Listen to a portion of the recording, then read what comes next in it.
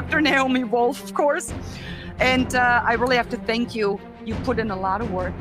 I mean, just flipping through the pages, it is so much information. But to compile it and put it together for laymen to understand and read, to really understand the massive lie that we have been subjected to. And I would very much like you to join me in welcoming the great Naomi Wolf. Thank you so much for being here. Thank you. Thank you all. Thank you so much. Can you hear me loud and clear if I sit this distance? Wonderful. Well, thank you, MEP Anderson. Thank you to your so hospitable staff who has welcomed me and my husband, Brian O'Shea, to Brussels. And thank you all for taking time from your incredibly important work to sit with us here. Thank you to those watching online. I just want to say before I begin that it's extremely moving to me to be sitting in this place, in the heart of Europe, and meeting so many people from different political perspectives, really different from many ways. I consider myself a liberal. My life, I've been a Democrat. I advised the Clinton team and Vice President Gore in his election campaign, but that really doesn't matter. You know, Ms. Anderson, MEP Anderson, or with other MEPs whom I've met here, their colleagues from whatever political party, because what's happening right now in Europe and the United States and worldwide is an extraordinary historical moment. It's related to what I'm going to tell you, but all over the world, people are realizing that what divides us in policy terms or political labels is not nearly as important as our fundamental core values as Europeans, as North Americans, people around the world who love freedom and individual human rights, the rule of law, and that's what was targeted ultimately by these injections as it's being targeted in other ways. And I will explain that, but fundamentally, whatever the political party is of people I'm meeting here, we are brothers and sisters, we are allies, because first of all, we need to save European democracy, we're saving American democracy, we need to save democracies, rule of law, and free speech around the world. So I just want to say that before we begin. Shall I launch right in? All right. So some of you may know who I am. I've been a public figure since I was 26 years old, and others may not. I'm a long-standing best-selling feminist author. I've written 9 best-selling books, translated in European languages of many kinds, and I was a Rhodes Scholar. I got a DPhil at Oxford University in English literature. I'm not a medical doctor. But I am a journalist. I've appeared in every major news site. I was a columnist for The Guardian and for the Sunday Times of London and so on. But all of that didn't matter in June of 2021, which covered women's reproductive health, when I noted that we were reporting eyewitness accounts of their bodies, which is, as a feminist, you're supposed to be allowed to listen to women about their bodies. They were reporting eyewitness accounts of menstrual damage upon having received the mRNA injection. And literally that was my post. And overnight, I was canceled from X, Twitter at that time, canceled from Facebook, YouTube. My bio changed around the world simultaneously, which is interesting. I didn't think AI had rolled out then, but something did that. Went from Rhodes Scholar, doctorate at Oxford, to conspiracy theorist. And overnight, every major news outlet that had published me and featured me for 40 years closed their doors to me, and I was literally voiceless. So that doesn't really matter what happened to me personally, except that a warning signal that women around the world were entitled to have received about their own bodies and reproductive health was intentionally silenced. And I found out later, during lawsuits brought by the state's attorneys general of the state of Missouri and of Louisiana, that it was people for whom I had voted, the Biden administration, notably senior people at the CDC, the Census Bureau, which knows where I live, I'm related to, other agencies, including law enforcement agencies, that had colluded to put pressure on Twitter and Facebook and other social media sites to silence my tweet and to discredit me. And that was very terrifying, to find out the most powerful government in the world had singled you out. And by the way, we have a First Amendment in the United States, thank God. And two courts now have found that two settlements have found that my constitutional First Amendment rights were violated, and that the Biden administration had no legal right to silence a citizen, but that happened. And to issue what are now 105 reports, 50 of them are in that book, if you would kindly hold it up at some point. And we published them in real time. Now, before I tell you what's in the Pfizer documents, I just want to note that it's been 2.5 years since we began publishing these reports, and we have not received a lawyer's letter from Pfizer. So what is reported is accurate. No one from Pfizer is telling us to cease and desist. It's accurate. And also, it's not my opinion. I just want to stress that. I'm not the author of this book. I'm an editor of it. Amy Kelly is the leader of the effort, my COO. But what's in this book are reports that link directly to the primary documents. So if you have any doubt about any conclusion in any of these reports, you can check the Pfizer documents and see for yourself what that primary document looks like. All right, so what's in the Pfizer documents? First of all, and I think this is very important for you as MEPs, Pfizer knew a month into the rollout into the public of this injection, so November of 2020, that this vaccine did not work to stop COVID. And I want you to process that and absorb that. It means that everything that followed, the mandates, the lost jobs, the businesses that had to close, the children not allowed to go back to school or university if they didn't take the shot, right? The armed forces compelled to take the shot, the pilots compelled. All of that followed, the two-tier society, the suppression of liberties, was predicated on a lie. It didn't stop COVID, concluded Pfizer, the efficacy and vaccine failure. And the most common side effect of getting vaccinated is COVID.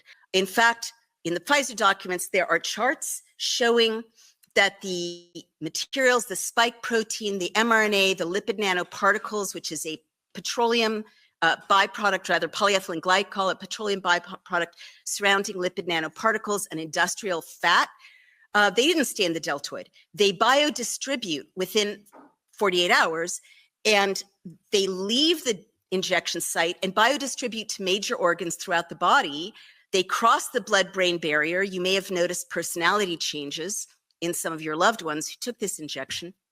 But they also accumulate in the liver, the adrenals, the spleen, the lymphatic system, and if you're a woman, they accumulate in your ovaries. And so this is an industrial fat accumulating in women's ovaries, right? So the first injection accumulates in your ovaries. The second injection, more accumulates in your ovaries. Our experts could not find any mechanism whereby this material left the body, male or female.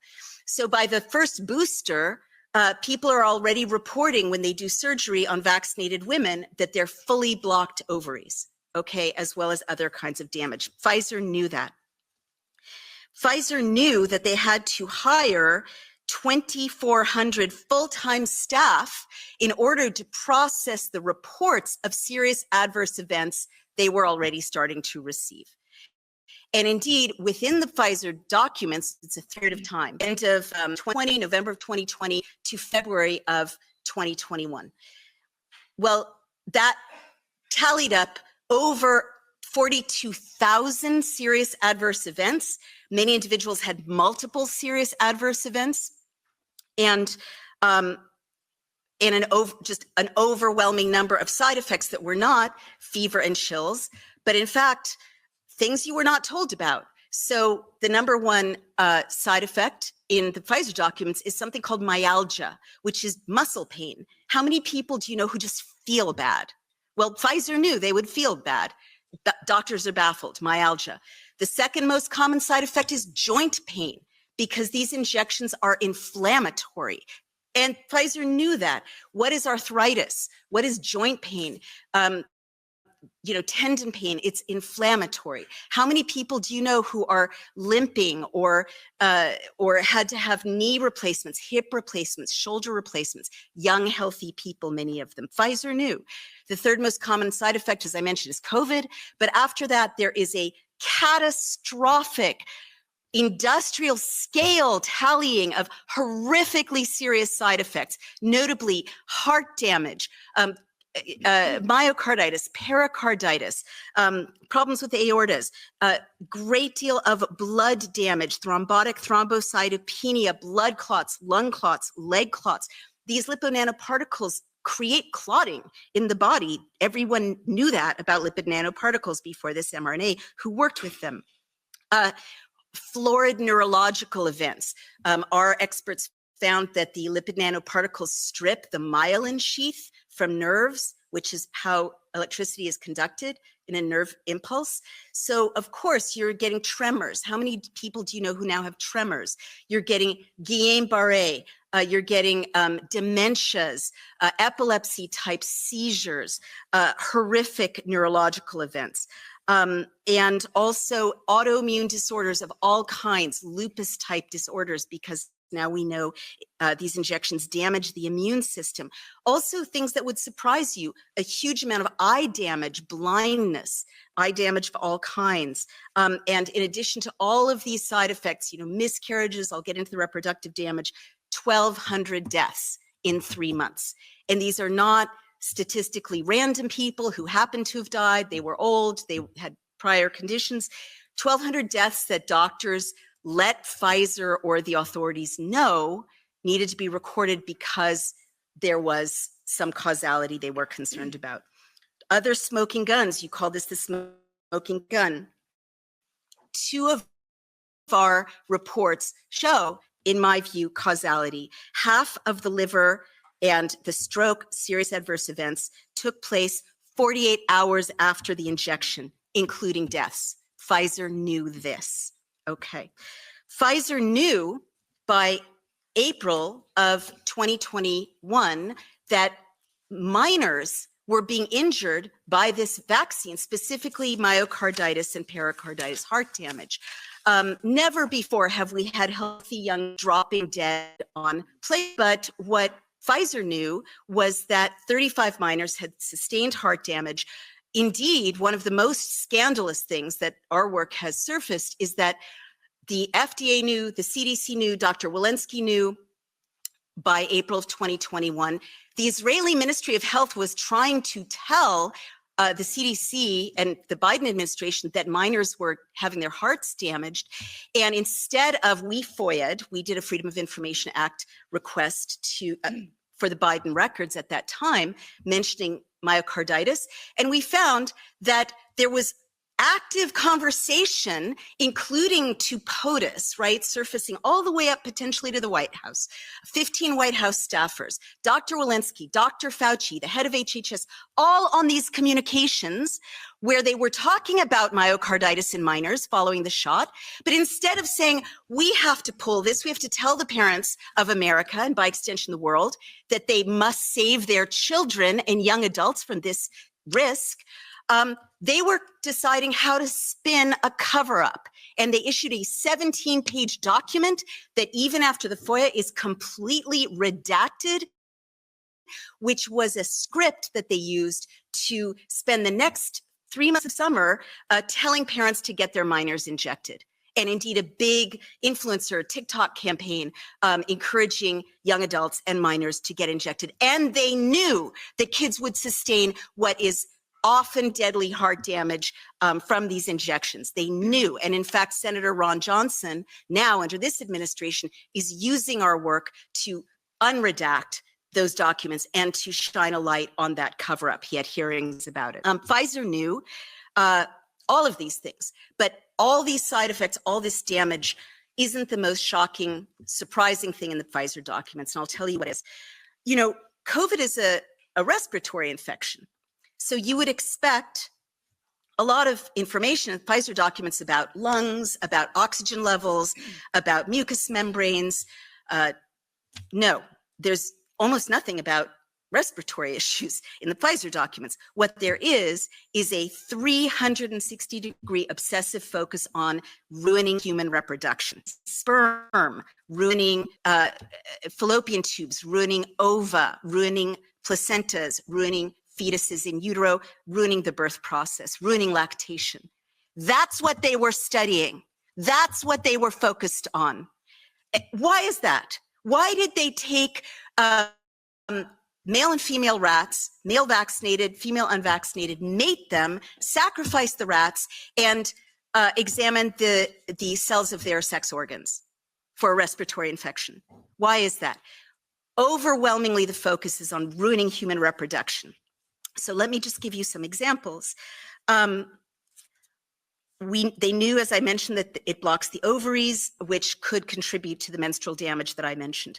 But they also knew, as I mentioned, that the lipid nanoparticles, which are designed to cross every membrane in the body, what is a membrane? The placenta is a membrane.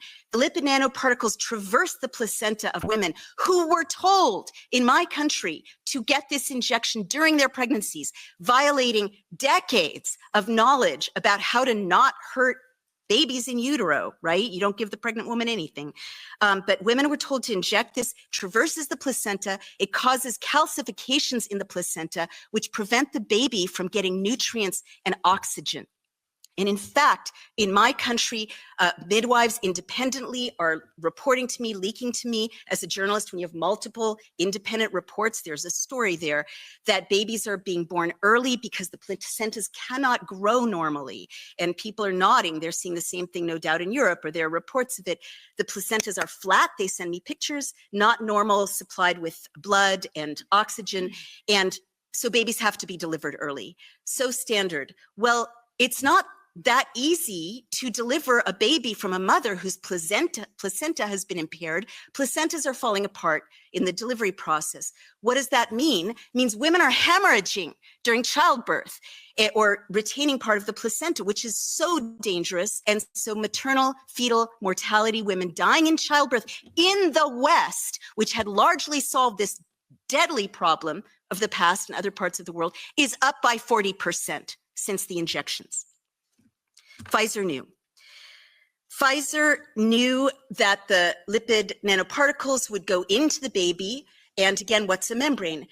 They knew that the lipid nanoparticles would traverse the membrane around the testes of baby boys in utero, thus degrading the Leydig cells and Sertoli cells of baby boys of vaccinated moms. Even if the babies are not vaccinated, they're getting this from their moms.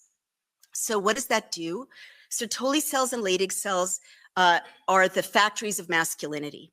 Hormones, they switch on the hormones of masculinity at adolescence, triggering what we think of as a traditional adult male development, deep voices, broad shoulders, body hair, facial hair, and as an adult, the ability to father a child successfully. Well, we don't even know if these baby boys in utero at adolescence will grow into normal fertile adult males, even if they're never vaccinated with this mRNA injection. But Pfizer knew they were damaging the testes of baby boys in utero. They knew they were damaging sperm. An andrology report confirmed that the injection killed and motility of sperm in men. And to this day, and this is a job for you all, I believe, to this day, there's something Pfizer knows about dangers to women in vaccinated men's sperm that they're not disclosing.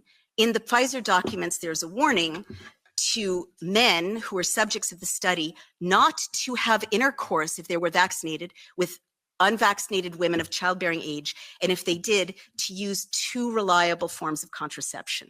2, Pfizer defines exposure to the vaccine as including, right, shedding is supposed to be a conspiracy theory, as including skin contact, breath, and body fluids, such as semen.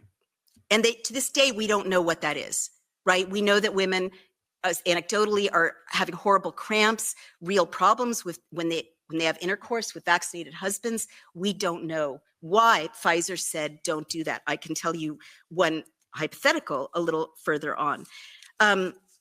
they told women in the study not to get pregnant. Nonetheless, 270 women got pregnant in the study, vaccinated women. Now, 234 of them, the records of what happened to that pregnancy were lost, which is illegal. Pfizer is supposed to follow them through pregnancy. However, of the 36 women who gave birth, over 80% of them lost their babies. Over 80%. Pfizer knew that. One of the most chilling things in the Pfizer papers is something called a pregnancy and lactation report. And I'm feeling like the heaviness in the room, and I empathize. You know, this is very dark news, but I also want to say there's a lot that can be done, and you all are in a beautiful position to do it.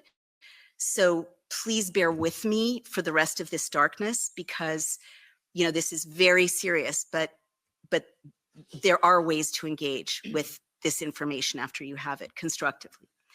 The pregnancy and lactation report is an 8-page document that was prepared specifically for the White House and given to Dr. Walensky, to the FDA, to the White House in April of 2021. Now, I am the daughter I'm the daughter and granddaughter of immigrants, but I'm the granddaughter of 2 people who lost 8 siblings in the Holocaust.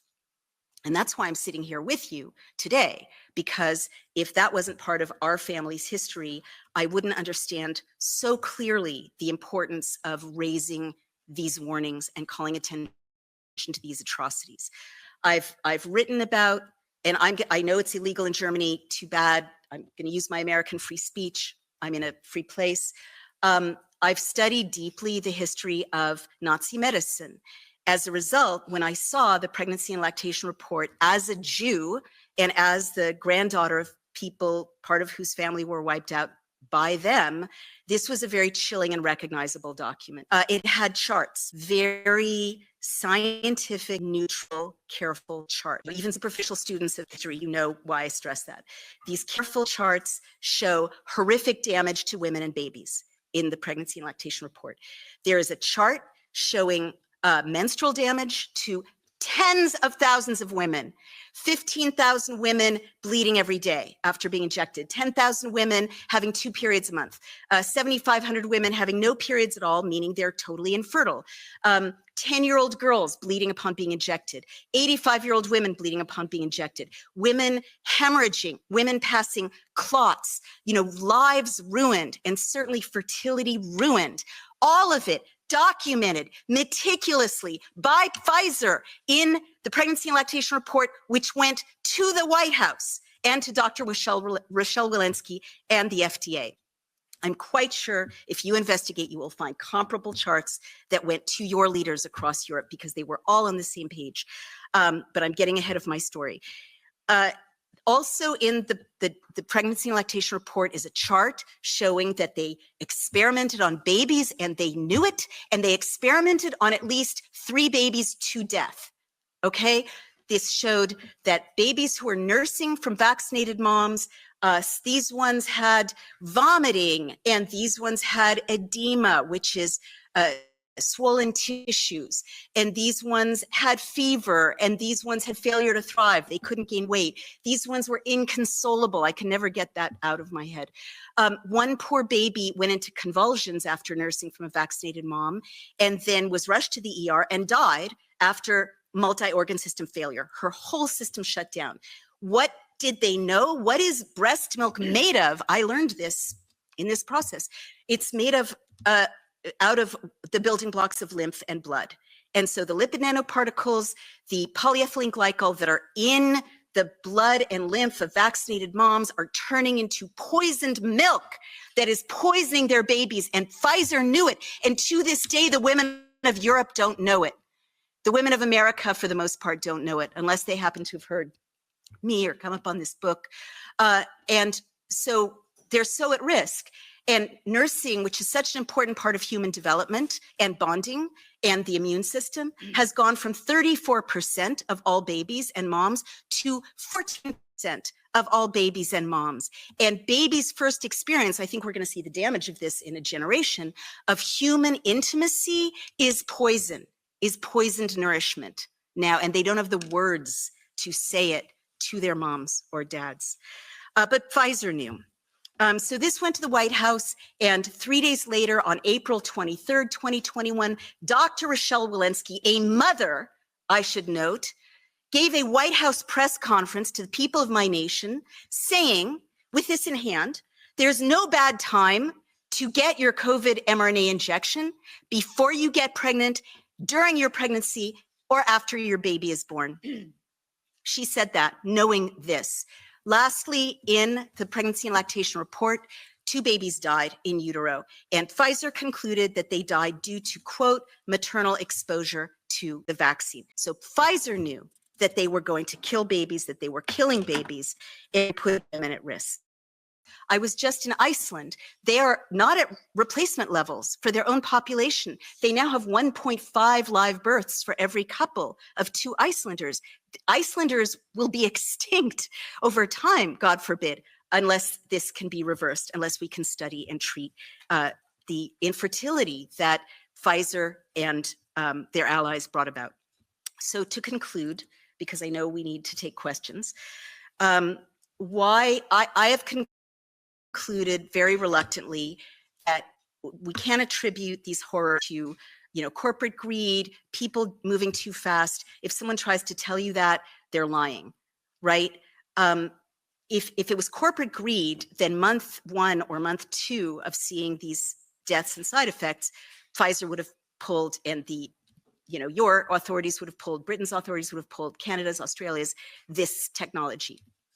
But they didn't. And by the way, lipid nanoparticles have been known to damage human fertility since 2017, and they chose to use them anyway.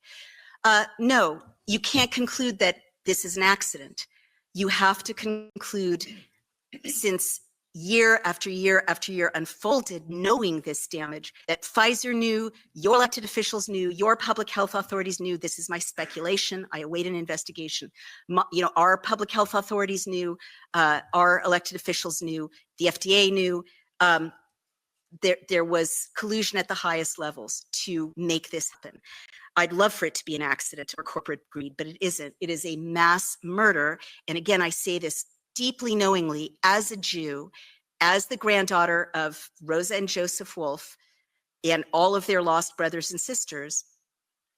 This is the greatest crime against humanity in recorded history, just numerically, because billions of people have been injected with this. So I will end by telling you why I believe it's a bioweapon, and that it was deployed, in effect, to reduce Western populations and influence. Number one piece of evidence is research I did that found that in 2021, there's an SEC filing, the Securities and Exchange Commission in my country, which is BioNTech, which is the subsidiary of Pfizer that produced this mRNA injection. And it is a memorandum of understanding, meaning an agreement, a legal agreement, that shows a partnership between BioNTech, which we're told is a German company, but it's not a German company, it's a German-Chinese company, because the partnership is with the Chinese Communist Party. The partnership is with Fosun Pharmaceuticals, which is one of the biggest pharma companies in China, and you all know, in any major company in China, the partners. Fosun create 1 billion doses of this injection for internal consumption. They use a different injection in China. They manufactured 1 billion doses to Western Europe and North America. And in the SEC filing, it specifies that the IP, intellectual property of the injection, is to be transferred.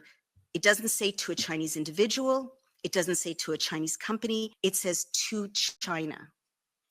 So since 2021, if you're taking an intervention that was formulated, manufactured, packaged, distributed by people who have stated that they want to be the world's hegemon by 2049, 100 years after the independence or the establishment of Chinese communist rule.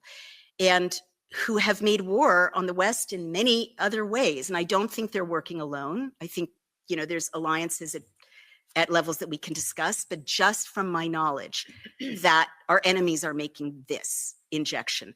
Also, the deployment, again, isn't random. There are 11 manufacturing plants in Western Europe, 14 now in North America.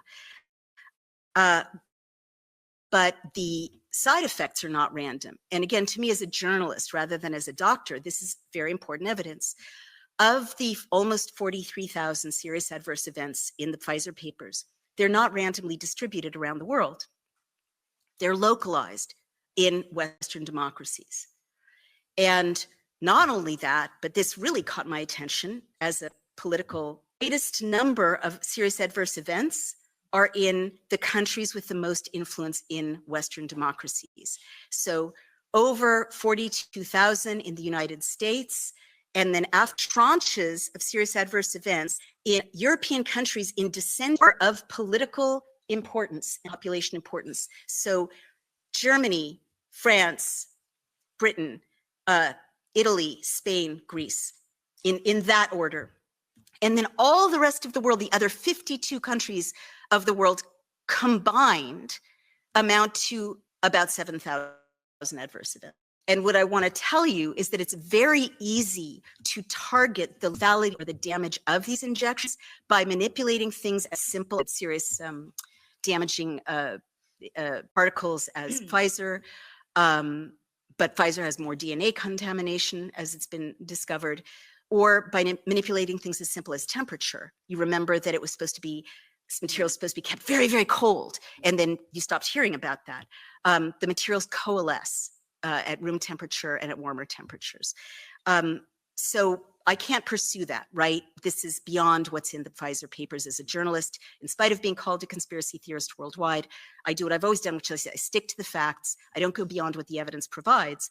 But that evidence, to me, requires investigation. How do you take something that easily is manipulated to target populations, and you have these terrible losses and damage and infertility in Western nations? So I'll stop there.